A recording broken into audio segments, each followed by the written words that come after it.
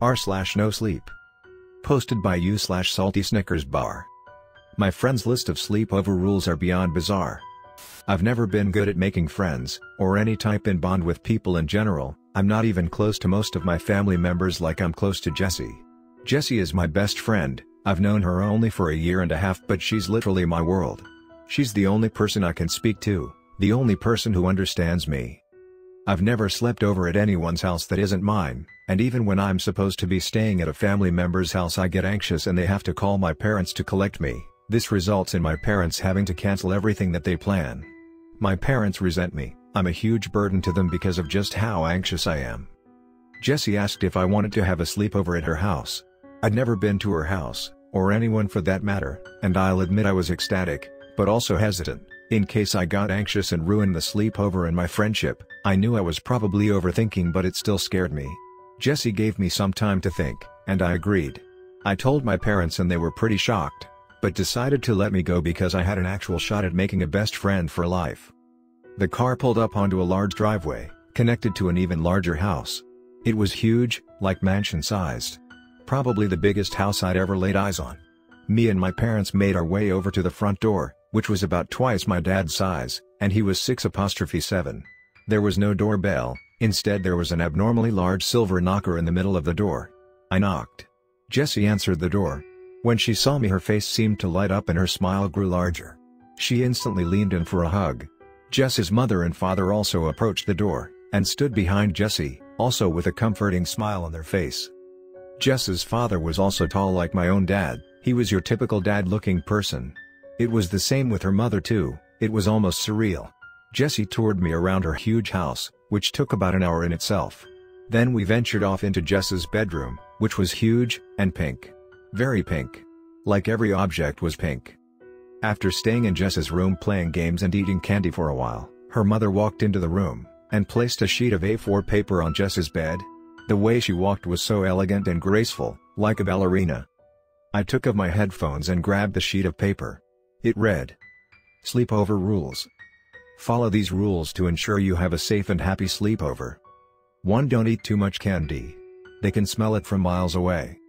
2. Do not leave the bedroom after 1:45 a.m. Please remember this rule, your life depends on it. 3. If you happen to wake up during the night for no apparent reason, hide under the bed within 25 seconds, that way they cannot see you.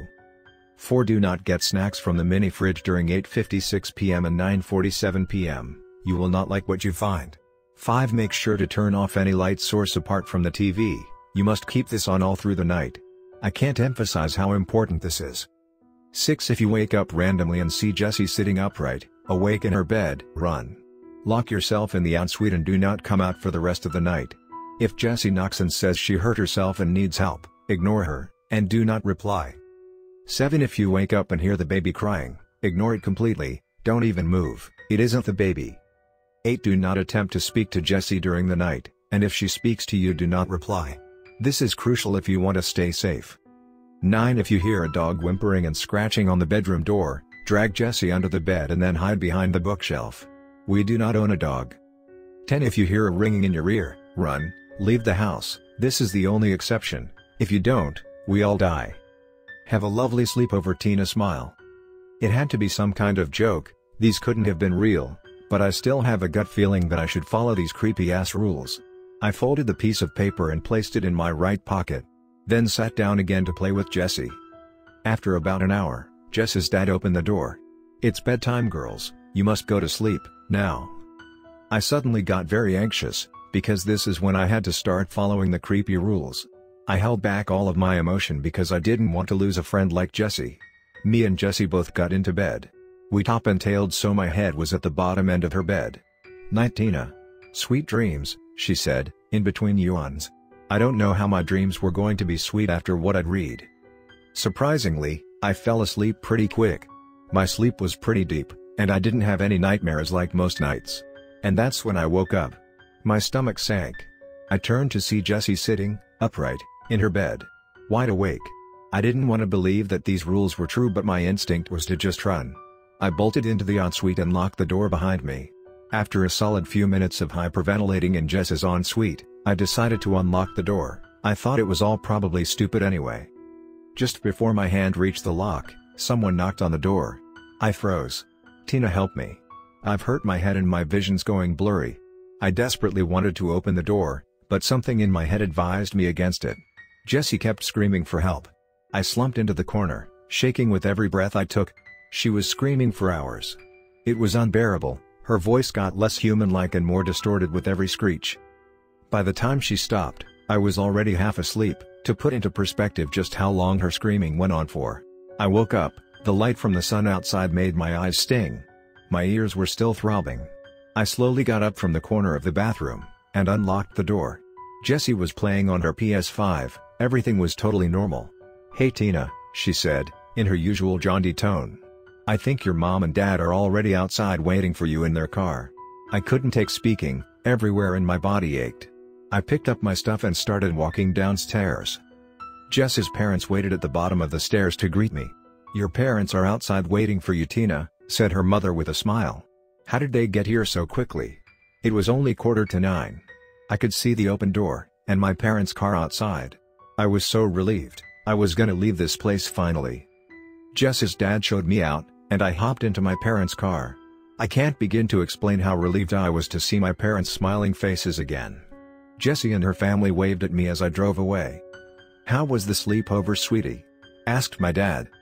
I was about to reply when I got a notification on my phone.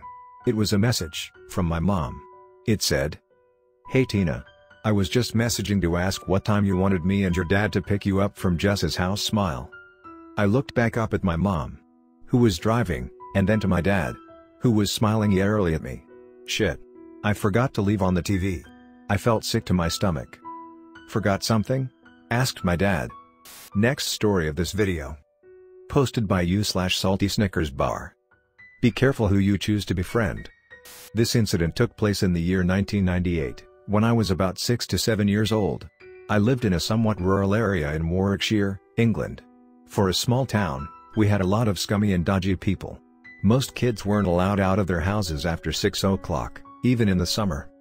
I lived in a block of council flats/apartments, on the 10th floor. My mom was a single mom and struggled a lot for money, so I learned to be very independent from a young age. I struggled a lot making friends, and was always the singled-out weird kid. One day, my mom took me to a local park, where most kids my age would play. As I got to the bottom of one of the slides, I noticed a kid sitting in a bench, completely on his own. He was about my age, so that was super weird.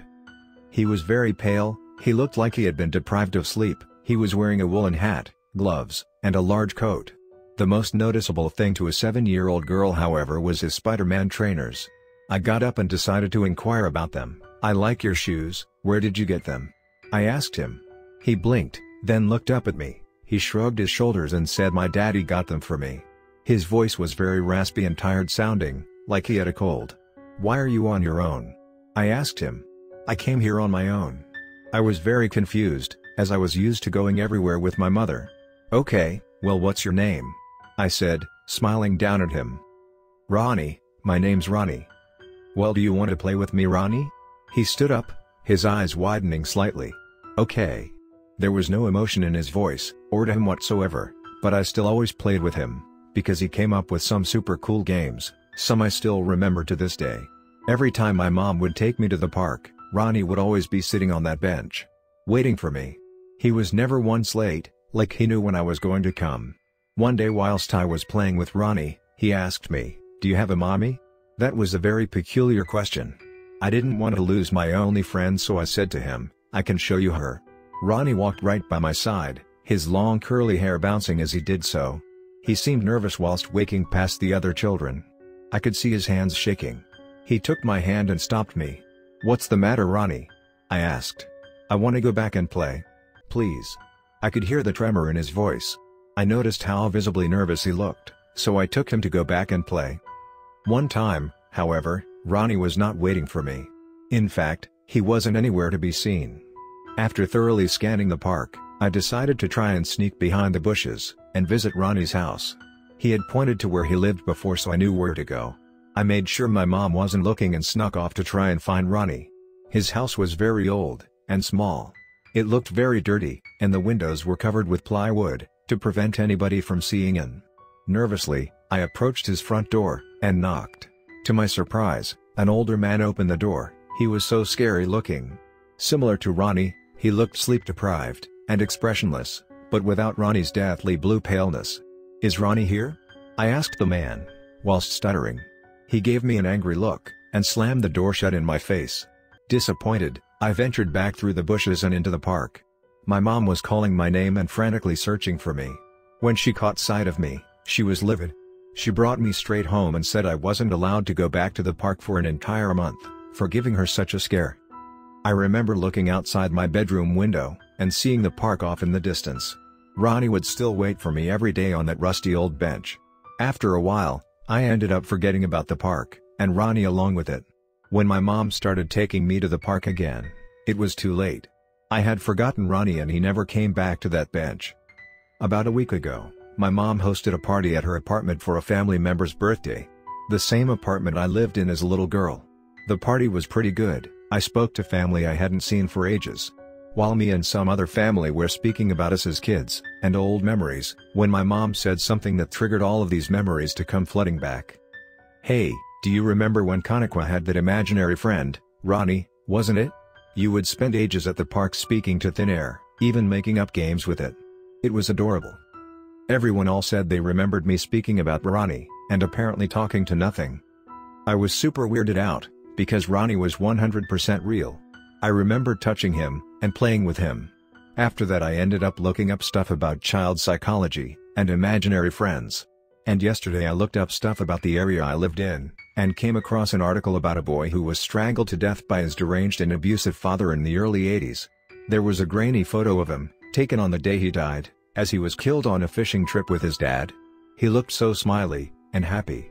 As I read up more, it said his dad was only arrested in 2001, and the poor kid didn't get justice until almost 18 years. There was another photo of him, still as grainy as the last one. Then, I noticed something that made my stomach drop. He was wearing a pair of bright red and blue Spider-Man trainers.